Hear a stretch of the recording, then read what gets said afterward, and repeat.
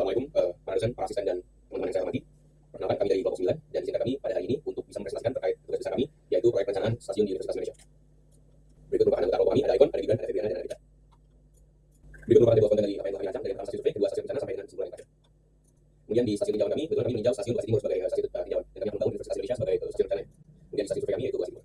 Ini merupakan lokasi dari Bekasi Timur. Kemudian di waktu check-in dan check-out-nya ada sekitar 2 sampai 5 detik dengan kartu dan dengan kartu 3 sampai 5 detik. Kemudian ini merupakan survei dari di penumpang, di sini ada check-in dan kemudian ada check-out dengan waktu interval 15 menit. Dan berikut merupakan hasil survei counting yang telah kami lakukan dari PMRA yaitu Cikarang, dan PMRA B seperti di sebelah kanan adalah Manggarai. Kemudian jumlah kitabnya berubah seiring berjalannya waktu. Pada pukul 12 kitabnya adalah 5, gainnya 4, sedangkan pada pukul 5 peaknya adalah kitabnya berjumlah 7, sedangkan gainnya berjumlah 2. Jadi ada pengurangan yang lainnya 9. Kemudian di stasiun rencana kami mengambil stasiun yang akan dibangun adalah stasiun Universitas Indonesia, letaknya di Universitas Indonesia. Kemudian tata pengolahan di sini telah disebutkan dari A sampai J. Di sini kita bisa lihat bahwasanya ada cukup banyak rintangan dalam pembangunan stasiun di Universitas Indonesia. Kemudian di sini bisa dilihat ada gate in berjumlah 6 dan gate out berjumlah 4, yang mana pada keseluruhan berjumlah 10. Kemudian pada peron bisa kita lihat melalui Google Earth sudah kami lakukan pengukuran dan saya ada 252 meter. Kemudian di sini dari peron ini merupakan dimensi dari stasiun sana bisa dilihat sini, dan kemudian ada ini juga masih dimensinya. Peron 1 di sebelah kiri, peron 2 di sebelah kanan. Kemudian ini juga ada terdapat perbedaan tinggi dari peron arah Jakarta Bogor dan Bogor Jakarta seperti itu. Kemudian kondisi struktur di stasiun sana bisa dilihat di bagian sini juga. Ini juga terdapat tangga yang mana bisa berpotensi kecelakaan seperti itu. Dan berikut merupakan dokumentasi survei kami dari stasiun survei dan stasiun rencana seperti itu. Ini bisa dilihat bahwa di bawah sebelah kiri ada aplikasi di mana kita gunakan aplikasi tersebut untuk menghitung orang yang keluar dan masuk dari stasiun. Kemudian seperti apa yang kita ketahui bersama bahwa dalam sesuatu pasti ada hambatan. Dan berikut merupakan beberapa contohnya dari yang ada di stasiun kami. Yang pertama merupakan akses penumpang menuju stasiun UI dari jalan Taman Margonda harus melewati jalan tingkat dan masuk area ke UI terlebih dahulu. Ini mobilitasnya sedikit terganggu, jadi harus ada perputaran seperti itu dari luar dalam baru bisa masuk dalam stasiun. Terus bisa kemudian jalan cepat dari Margonda dengan jalan lewat area pos dan rumah warga yang lebar kurang dari 2 meter. Sangat kecil space-nya. Nah, sehingga kami memutuskan untuk membuka lahan parkir motor di bagian tanah kosong seperti gambar berikut. Kemudian yang kedua, kami menyarankan bahwasanya stasiun memiliki lantai di mana depannya lantai untuk akses penyeberangan penumpang yang akan menuju ke peron Jakarta, sehingga lantai 1 hanya akan menjadi area peron saja seperti itu. Kemudian akan dilanjut lagi Gibran, bersilakan. Kemudian ada rencana lewat stasiun. Kemudian terdapat perencanaan lewat peron. Berikut adalah tabel perhitungan peron di arah A atau arah Cikarang. Didapatkan jumlah maksimal peron arah A atau Cikarang sebanyak 90 orang. Kemudian berikut adalah perhitungan pada peron arah B atau Manggarai. Didapatkan jumlah maksimumnya ada pada 214 orang. Kemudian mengacu pada peraturan Menteri Perhubungan nomor 29 tahun 2011 dengan rumus lebar peron sebagai berikut, didapatkan nilai B atau lebar peron sebesar 1 meter. Namun jika mengikuti peraturan lebar peron untuk stasiun sedang sebesar 1,9 meter. Pada kondisi existing pada stasiun UI, lebar peron 5 meter sehingga lebar peron yang akan digunakan adalah sebesar 5 meter sebagai faktor keamanan. Kemudian perencanaan kebutuhan gate dengan perhitungan gate sebagai berikut, dengan waktu tapping detik, pelayanan gate menit 12 orang dan QI 7 menit. Ada perhitungan tidak terjadi lima atau ada yang terpanjang sehingga pada gate tapping dibutuhkan 5 detik. Kemudian berikut adalah perhitungan gate out di mana waktu pelayanan gate menit dan QI sama, yang mana pada gate out dibutuhkan 5 gate berdasarkan perhitungan gate yang akan digunakan. Kemudian tambahan pada gate 4 yang terjadi pada waktu puncak yaitu pukul 12.30 hingga 18.10 di mana pada stasiun banyak penumpang yang turun atau keluar. Selanjutnya adalah matriks breakdown fungsi dari aspek transportasi, metode konstruksi, struktur, manfaat dan geoteknik. Berikut pada aspek transportasi dengan fungsi konektivitas antara moda transportasi, sistem DPO, akses untuk disabilitas, akses utama, dan peron. Kemudian untuk aspek struktur seperti berikut dengan fungsi jenis struktur utama mengadukan, sistem fondasi, kolom dan balok untuk penumpang vertikal dan atap cetak tutup. Kemudian berikut ada aspek struktur dengan sistem dinding penahan dari cuaca keamanan dan estetika, rangka lantai dan sistem aksesibilitas untuk kemudahan penggunaan stasiun. Kemudian berikut ada aspek metode konstruksi dengan fungsi kendaraan pada rel kereta, operasi kereta di stasiun dan pengadaan material sebagai berikut. Kemudian berikut ada aspek manajemen biaya dengan fungsi sebagai berikut seperti aliran kerja, sumber daya, jadwal proyek dan pengawasan dan monitoring. Kemudian aspek geoteknik dengan fungsi ada mengetahui kondisi tanah stasiun, kapasitas tanah untuk fondasi, desain fondasi, kemudian jenis tiang kancang. Kemudian dilanjutkan dengan metode pengancam tiang, drainase dan sistem penanganan air serta desain dinding perairan tanah. Selanjutnya untuk rencana lewat stasiun alternatif 1. Berikut merupakan denah rencana alternatif 1 dan ini merupakan denah rencana alternatif 2. Kemudian berikut ini adalah rencana lewat dari stasiun alternatif yang kedua. Berikut ini merupakan denah stasiun rencana dari lantai 1 dan berikut ini adalah denah stasiun rencana pada lantai 2. Kemudian kami melakukan perbandingan pada alternatif 1 dan 2. Berikut terdapat perbedaan pada letak gate check-in serta gate out seperti berikut. Kemudian terdapat perbedaan pada letak gerai makanan dan minimarket pada alternatif 1 dan alternatif 2 dengan detail seperti berikut ini. Serta yang terakhir terdapat perbedaan pada letak pengawit dan tangga pada arah belakang rel. Dari hasil tersebut, kami melakukan penilaian terhadap alternatif 1 dan alternatif 2 dengan kriteria penilaian seperti berikut dengan hasil yaitu penggunaan alternatif stasiun 1 yang kami gunakan. Selanjutnya masuk ke perhitungan struktur atap, di mana kata kami menggunakan struktur baja berbentuk segitiga atau atap plana. Dengan literasi awal, kami menggunakan profil baja 2 atau 70 x 70 dengan jumlah 37 batang dengan panjang bentang 20 meter dan tinggi 4 meter. Pertama kami menghitung beban nanti dengan mempertimbangkan beban menurut atap 2 meter roof, lalu beban bodi 200 dan beban struktur sendiri. Setelah itu kami menentukan di dalamnya menggunakan SPPA. Setelah itu kami juga menghitung beban hujan serta beban angin, di mana masing-masing bebannya dihitung di dalamnya menggunakan SPPA dan didapatkan peletakannya juga. Setelah itu kami juga menghitung beban hidup dengan menggunakan garis pengaruh atau garis satuan di setiap titik bodinya. Setelah itu kami masukkan ke dalam tabel kombinasi pembebanan untuk mendapatkan PU compression dan tension terbesar untuk dimasukkan dalam desain tension dan desain compression. Setelah itu dari angka peletakan yang kami dapatkan dimasukkan untuk ke pembebanan kolom di atas yang akan dibahas di perhitungan selanjutnya. Setelah itu kami juga menghitung pembebanan atap pada rangka ujung, di mana pada perhitungan sebelumnya menggunakan perhitungan rangka tengah dengan garis 94 dan untuk pembebanan atap rangka ujung ini menggunakan garis 92 meter. Selanjutnya kami masuk ke perhitungan compression dengan literasi awal profil baja 2 70 x 70 x 7 di mana didapatkan stasiunnya sebesar 0,7 meter 1 dan semua stasiun sudah memenuhi. Lalu untuk perhitungan tension sendiri kami menggunakan profil yang sama 2 70 x 70 x 7 dengan mempertimbangkan juga jumlah baut dan posisi baut dan didapatkan stasiunnya 0,7 meter 1 juga. Setelah itu kita juga menghitung letupan rangka pada profil baja tersebut dan dapatkan letupan maksimal di rangka tersebut sebesar 10,02 di mana rangka tersebut masih aman di bawah letupan izinnya yaitu 62,50. Selanjutnya kita menghitung desain boarding dengan boarding asumsi awal yaitu WF 200 dan mempertimbangkan berbagai beban seperti pada perhitungan sebelumnya, beban mati, beban hujan, beban angin, beban hidup, beban struktur sendiri, dan didapatkan hasil akhir dengan boarding tersebut masih aman dengan letupan yang didapatkan 0,52 di bawah letupan izinnya yaitu 60,67. Setelah itu kami juga memperhitungkan desain sambungan serta desain sabut di mana semua aspek sudah memenuhi. Kesimpulannya untuk kompresi sendiri kita menggunakan profil 2L 70 x 70 x 7 lalu tension membernya dengan profil sama 2L 70 x 70 x 7 untuk boardingnya menggunakan profil WF 200 tapi menggunakan common bolt A307 dengan diameter 6 mm dan dasar 7 meter untuk peletakan sendiri terdiri dari peletakan sendiri join A dan roll join G yang sabut sepanjang diameter 10 mm. Baru dilakukan pembentukan struktur dengan bantuan software yaitu ETAPS. Berikut ini adalah hasil dari pemodelan etaps. Yang pertama adalah mendefinisikan properti material beton. Kemudian dilanjutkan dengan mendefinisikan properti material dari ruangan media. Kemudian mendefinisikan properti makan. Yang pertama adalah balok 1 dengan ukuran 250 kali 500. Kemudian yang kedua adalah balok kedua dengan ukuran 350 kali 500. Kemudian mendefinisikan properti makan yaitu kolom. Yang pertama adalah kolom 1 dengan ukuran 450 kali 450. Kemudian kolom 2 dengan ukuran 500 kali 700. Dan yang terakhir ada kolom ukuran 600 kali 900. Kemudian mendefinisikan properti makan pada slab. Ada slab dengan ukuran 14 one way, slab 14 two way, dan slab 15 mm untuk tangga. Kemudian mendefinisikan properti material profil baja. Setelah mendefinisikan properti tampang, dilakukan penentuan kemudahan ideal dan live load dengan detail seperti berikut. Dan berikut adalah kemudahan pada etapsnya pada lantai 1 dan lantai 2. Dan berikut ini untuk kemudahan etaps untuk live load di lantai 1 dan lantai 2. Dan ini adalah kemudahan etaps untuk live load di lantai atap. Kemudian penentuan parameter gempa dari spektrum response design dan dari acuan yaitu SNP 2020 tahun 2020. Kemudian mendefine function spektrumnya di etaps seperti berikut ini. Kemudian mendefinisikan load pattern seismiknya untuk arah X dan arah Y seperti berikut. Dan berikut adalah mendefinisikan kombinasi pembedahan dengan kombinasinya seperti berikut ini. Lalu memodelkan di atas yaitu load cases dan vektor data pada earthquake X dan earthquake Y. Kemudian memilih untuk mesource datanya seperti berikut ini. Dan berikut ini adalah hasil running dari modelan etaps. Kemudian berikut adalah tampilan barrier momen dan geser pada struktur bangunan kami. Dan berikut merupakan tabel untuk dalam terbesar pada struktur bangunan kami. Kemudian melakukan pembedahan untuk struktur keras seperti berikut terdapat SDL, level, dan bentuk atap. Setelah itu dilakukan perhitungan untuk pembedahan angin seperti berikut. Kemudian berikut adalah modelan pembedahan pada etaps di peron. Berikut modelan pembedahan atap di peron. Dan berikut ini adalah modelan pembedahan angin pada arah X dan Y di peron. Kemudian berikut adalah modelan pembedahan pada peron kiri, level, segala dan segala dinding. Kemudian berikut adalah modelan pembedahan pada segala atap peron kiri dan level atap peron kiri. Kemudian berikut pembedahan hujan pada atap peron kiri dan angin pada atap peron kiri. Dan berikut adalah pembedahan angin pada arah X dan arah Y. Berikut merupakan analisis hasil pemodelan dari atas. Hasil analisis yang pertama yaitu untuk bentuk jumlah harga pada gambar pertama, di mana menghasilkan untuk arah dari geser ke arah Y atau Y sebesar 41,02%, arah dari geser ke arah X sebesar 41,27%, dan arah dari atau C sebesar 47,19%, dan untuk jumlah harga dataran alami untuk mendapatkan partisipasi massa harga kombinasi sebanyak 250 mol. Berikut hasil periode dataran mode 1 arah Y. Berikut hasil periode dataran mode 1 arah Y. Berikut hasil periode dataran mode 2 arah Z. Periode dataran mode 2 arah Z. Periode dataran mode 2 arah Z. Periode dataran mode 2. Periode dataran mode 3 arah X. Periode dataran mode 3 arah X. Periode dataran mode 3 arah X. Periode dataran mode 3 arah X. Periode dataran mode 3 arah X. Periode dataran mode 3 arah X. Periode dataran mode 3 arah X. Periode dataran mode 3 arah X. Periode dataran mode 3 arah X. Periode dataran mode 3 arah X. Periode dataran mode 3 arah X. Periode dataran mode 3 arah X. Periode dataran mode 3 arah X. Periode dataran mode 3 arah X. Periode dataran mode 3 arah X. Periode dataran mode 3 arah X. Periode dataran mode 3 arah X. Periode dataran mode 3 arah X. Periode dataran mode 3 arah X. Dan berikut merupakan hasil running pemodelan atas peron kanan, di mana untuk mode 1 di arah Y, mode 2 di arah Z, dan mode 3 di arah X. Dan berikut merupakan hasil running pemodelan atas peron kiri. Dan berikut merupakan hasil running pemodelan atas peron kiri.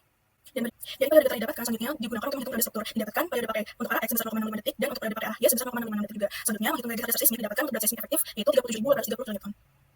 Analisis yang dilakukan selanjutnya yaitu kesalahan gaya, di mana kesalahan dilakukan dengan membandingkan gaya dasar dari hasil analisis dinamis dengan analisis statis ekuivalen dan menerapkan faktor skala jika gaya dinamis lebih kecil dari gaya statis. Didapatkan untuk kesalahan gaya yang dilakukan sebesar SFX 1620 mm per sekon kuadrat dan SFY sebesar 1772 mm per sekon kuadrat. Selanjutnya yaitu simpangan antar tingkat, di mana merujuk pada desain kategori desain seismik D hingga F. Dari analisis yang didapatkan pada displacement, elastic drift, dan inelastic drift limit dicek hasilnya memenuhi semua untuk story 1, 2, dan 3, dan berikut merupakan graf dari simpangan antar tingkatnya. Analisis selanjutnya yaitu koefisien stabilitas yang merujuk pada SNP berikut. Didapatkan hasil koefisien stabilitas untuk story 1, 2, dan 3, didapatkan hasil memenuhi, dan berikut merupakan grafik simpangan antar tingkatnya. Kemudian adalah mendesain komponen struktur. Berikut ini adalah contoh perhitungan untuk mendesain balok yang kami lakukan. Ini adalah contohnya di balok 310 kali 300 ini ruangan tekan. Dan berikut ini adalah contoh perhitungan pada ruangan kait.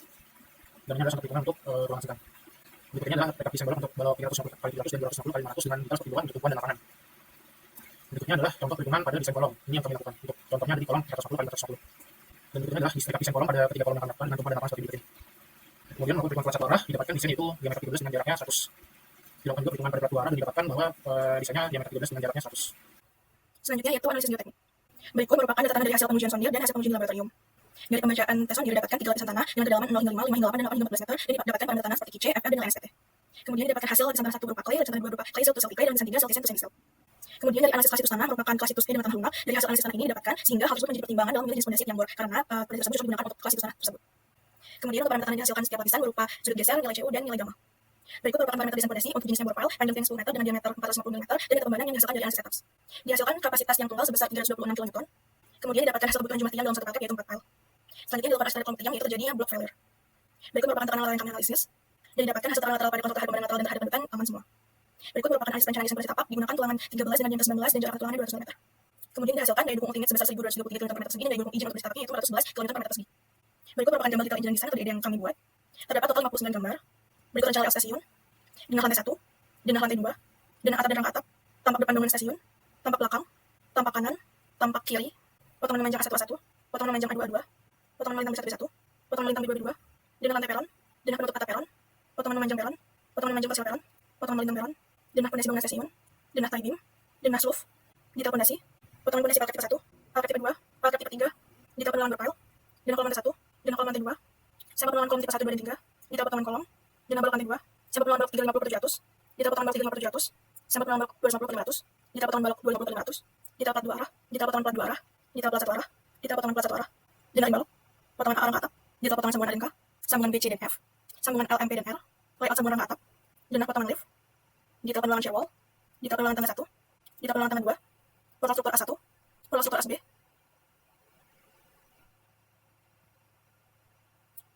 portal struktur A4, portal struktur A4, struktur A22,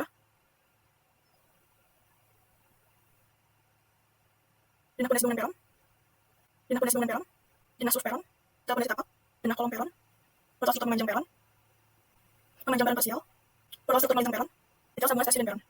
Baik, terima kasih. Selanjutnya adalah bagian daripada metode konstruksi. Nah, berikut merupakan side management proyek yang telah kami rancang. Dari yang pertama merupakan pintu masuk keterangannya sampai dengan nomor 12 yaitu paket proyek. Dan ini merupakan side project pembagian zona kerja, ada zona 1, 2, 3, dan 4. Kemudian ini ada area stokyard seperti apa yang bisa kita lihat. Kemudian ada flow-nya juga. Bisa kita lihat di sana. Kemudian ini merupakan flowchart daripada WBS yang telah kami rancang dari level 1 sampai level 3 seperti itu. Kemudian ini merupakan pekerjaan persiapan yang pertama merupakan penentuan batas dan pemasangan paket proyek. Kemudian ada pembersihan area proyek. Di sini kita bisa lihat bahwasannya di kiri ada bagian flowchartnya, kemudian di bagian sedikit di kanannya ada gambar-gambar dan contoh pengerjaannya seperti itu. Sama seperti ini juga sebelumnya. Kemudian di sebelah kanan ada mobilisasi alat berat. Bisa kita lihat di sini bahwasanya alat yang akan digunakan ada tower crane, ada mobile crane, ada dump truck, concrete mixer, roller crane, ada excavator, dan ada pile crane. Kemudian di sini juga ada pekerjaan setting out dan pekerjaan dari tanah. Kemudian ada juga pekerjaan portal bersama dengan flowchart dan gambar-gambarnya. Kita juga bisa lihat di sini ada pekerjaan pondasi tapak di mana yang pertama merupakan pondasi lahan sampai dengan yang terakhir adalah pembongkaran backstring. Kemudian ada bagi penggunaan pile dan tile, kemudian pekerjaan plat lantai, kemudian pekerjaan kolom, kemudian pekerjaan balok dan pelat. Dan yang terakhir adalah alur pekerjaan dari pengerjaan rangka atap. Jadi kita bisa lihat flowchart kembali, kemudian di sebelah kanannya kita bisa lihat ada gambar-gambar dari fabrikasi jaringan, fabrikasi rangka baja sampai dengan finishing permukaan. Selanjutnya masuk ke bagian work breakdown structure, di mana WBS kami terdiri dari level yang pertama yaitu nama proyek, lalu yang kedua rukun pekerjaan, yang level ketiga yaitu jenis pekerjaan, level keempat paket pekerjaan, level kelima aktivitas pekerjaan, dan level keenam yaitu sumber daya yang terdiri dari man, mesin, dan material. Untuk pekerjaan pertamanya pada level 2 yaitu pekerjaan persiapan yang terdiri dari penentuan batas dan pemasangan paket proyek, pembersihan area proyek, pembuatan dari penggunaan material serta mobilisasi alat berat dan material. Lalu pekerjaan keduanya yaitu pekerjaan tanah fondasi terdiri dari pekerjaan setting gedung utama, pekerjaan bagian tanah, pekerjaan borpel gedung utama, pekerjaan hubungan gedung utama, pekerjaan rangka gedung utama, pekerjaan timing gedung utama, pekerjaan setting peron serta pekerjaan fondasi tapak area peron. Untuk pekerjaan ketiganya yaitu pekerjaan struktur gedung utama di mana terbagi menjadi pekerjaan lantai dasar yang terdiri dari pekerjaan kolom utama, pekerjaan blok induk, pekerjaan bawah tanah, pekerjaan plat lantai serta pekerjaan tangkuban. Untuk lantai duanya terdiri dari pekerjaan kolom utama, pekerjaan blok induk, pekerjaan bawah tanah serta pekerjaan plat lantai. Dan selanjutnya pekerjaan lantai atasnya pada gedung utama terdiri dari pekerjaan balok dan pekerjaan atap rangka baja. Selanjutnya masuk pekerjaan keempat yaitu pekerjaan struktur peron di mana terbagi menjadi pekerjaan lantai dasar peron yang terdiri dari pekerjaan kolom, pekerjaan blok induk, pekerjaan bawah tanah serta pekerjaan plat lantai. Lanjutnya untuk pekerjaan peron sendiri terdiri dari pekerjaan ring balok dan pekerjaan atap rangka baja. Masuk pekerjaan kelima yaitu pekerjaan arsitektur di mana terbagi menjadi pekerjaan arsitektur lantai dasar peron terdiri dari pekerjaan dinding, pekerjaan jendela, pintu, lantai, plafon dan finishing serta pada pekerjaan arsitektur lantai 2 sama lantai 1. Masuk pekerjaan terakhir yaitu pekerjaan MEP yang dibagi menjadi 3 yaitu pekerjaan mekanikal, pekerjaan elektronikal, dan pekerjaan plumbing. Untuk mekanikal sendiri terbagi menjadi instalasi sistem proteksi kebakaran serta instalasi sistem PAC. Untuk elektrikal sendiri yaitu elektrikal ruangan dan plumbingnya, instalasi sistem pipa dan sanitasi. Selanjutnya masuk ke section analisis harga satuan pekerjaan atau HSP. Kami mengacu pada lampiran Permen DPR tahun 2016 untuk mendapatkan HSP masing-masing pekerjaan. Dapat dilihat pada layar berikut di mana HSP pekerjaan persiapan terdapat beberapa uraian tenaga kerja, bahan, material, pada masing-masing HSP-nya terdapat koefisien pekerjaan yang nantinya akan dikalikan harga satuan. Untuk harga satuan sendiri kami mengambil harga satuan upah, harga satuan material, serta harga satuan peralatan kota Depok pada tahun 2024 sesuai dengan lokasi proyek kami yaitu Stasiun Universitas Indonesia berlokasi di Kota Depok. Nantinya harga satuan ini dikalikan koefisien pada masing-masing pekerjaan dan mendapatkan jumlah harga pada masing-masing pekerjaan. Untuk jumlah harga ini nantinya akan menjadi acuan dalam perhitungan kami pada section selanjutnya. Untuk HSP pekerjaan persiapan kan kami menggunakan 7 HSP. Selanjutnya untuk HSP pekerjaan tanah dan fondasi kami menggunakan 11 HSP yang kami jadikan acuan sebagai perhitungan RAB pada section selanjutnya. Untuk pekerjaan struktur gedung utama kami menggunakan 13 HSP. Selanjutnya untuk pekerjaan struktur peron kami menggunakan 10 seperti yang terlihat pada layar berikut. Untuk pekerjaan arsitektur kami menggunakan 13 HSP dan terakhir untuk pekerjaan MEP kami menggunakan 3 HSP sebagai acuan perhitungan anggaran biaya proyek stasiun ini. Masuk ke section selanjutnya yaitu rencana anggaran biaya, di mana RAB ini menghitung kebutuhan biaya pada proyek Stasiun Universitas Indonesia mengacu pada volume material yang sudah dihitung pada sebelumnya serta HSP pekerjaan. Untuk RAB pekerjaan persiapan didapatkan jumlah 833 juta dengan cara perhitungannya yaitu kami mengacu pada volume pekerjaan berdasarkan BBS, lalu volume material yang kami hitung pada perhitungan sebelumnya dikalikan dengan HSP masing-masing pekerjaan sudah dihitung pada section sebelumnya, maka didapatkan jumlah HSP RAB nantinya akan dijumlahkan dan mendapatkan harga 833 juta rupiah. Lalu selanjutnya ada perhitungan bobot sendiri akan berpengaruh terhadap durasi pada section selanjutnya. Bobot ini adalah harga per masing-masing pekerjaan dibagi dengan total harga keseluruhan proyek dikali 100% dan mendapatkan total bobot segitu dan terlihat pada layar berikut. Selanjutnya pada RAB pekerjaan dan fondasi menggunakan perhitungan sama seperti pekerjaan persiapan sebelumnya dan dapatkan jumlah total biaya sebesar 26 miliar rupiah. Lalu untuk pekerjaan struktur gedung utama didapatkan total biaya 10 miliar, lalu pekerjaan struktur peron didapatkan biaya sekitar 4 miliar, pekerjaan arsitektur 6 miliar, dan pekerjaan MEP 3 miliar. Selanjutnya ada perhitungan khusus untuk rencana anggaran biaya pekerjaan bersama konstruksi atau SMKK, di mana didapatkan total biayanya mencapai 160 juta rupiah khusus untuk pekerjaan bersama konstruksi sendiri. Selanjutnya untuk rekapitulasi RAB didapatkan total biaya pekerjaannya mencapai 58 miliar 354 juta 409.407 rupiah. Ini itu analisis pintu penjadwalan. Untuk durasi pekerjaan persiapan selama 24 hari. Berikut untuk durasi pekerjaan tanah dan fondasi. Kelanjutan untuk durasi pekerjaan tanah dan fondasi. Berikut pekerjaan struktur untuk lantai dasar. Berikut lanjutan untuk durasi pekerjaan struktur lantai dasar. Berikut durasi pekerjaan struktur gedung utama untuk lantai 2. Berikut untuk durasi pekerjaan struktur atap. Berikut durasi pekerjaan struktur peron. Berikut durasi pekerjaan untuk atap peron. Berikut durasi pekerjaan arsitektur untuk lantai dasar dan atap peron. Berikut durasi pekerjaan arsitektur untuk lantai 2. Berikut durasi pekerjaan untuk MEP. Dan berikut durasi yang telah kami lakukan. Berikut merupakan supervise yang telah kami analisis. Masuk ke section terakhir yaitu kesimpulan. Dari berbagai perhitungan yang sudah kami lakukan selama 1 semester ini didapatkan 9 kesimpulan untuk proyek pembangunan Stasiun Universitas Indonesia. Pertama yaitu durasi kerja mulai dari 1 Januari 2024 hingga 6 November 2024 atau 10 bulan 6 hari. Dengan jumlah lantai 2 lantai bangunan utama luas area 4.800 meter persegi, desain fondasinya itu borpel bangunan utama serta fondasi tapak peron. Untuk desain strukturnya itu SNPMK beton bertulang, desain atapnya itu atap lana kerja dengan total biaya mencapai 58 miliar 354 juta 409.407 rupiah dengan durasi hari kerja 311 hari di mana menggunakan 7 hari kerja per minggunya. Sekian presentasi dari kami mengucapkan terima kasih atas kesempatan yang diberikan kepada kami yaitu kelompok 9 PPI 01 dalam merencanakan proyek Stasiun Universitas Indonesia. Kami juga ingin mengucapkan terima kasih kepada para dosen pengampu serta asisten dosen atas bimbingan selama 1 semester ini. Kurang lebihnya mohon maaf. Wassalamualaikum warahmatullahi wabarakatuh.